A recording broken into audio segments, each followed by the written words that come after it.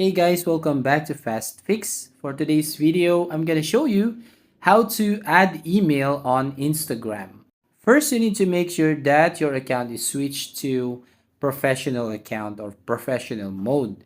Now to switch to professional mode, tap on this profile icon at the bottom right corner of your screen and you will get into your profile page. Now tap on this edit profile right here and you will find the button switch to professional account. So tap this one and set up your account. Once you switch to professional account, as you can see, you need to tap on this edit profile button right here beside the share profile, and then you will see at the bottom which says right here contact options. So you just tap this contact options right here on your profile page, and then you will find this public information right here. You can put the business email or you can add your email right there. So for example, I will put my sample email, and then you can also put some business phone number.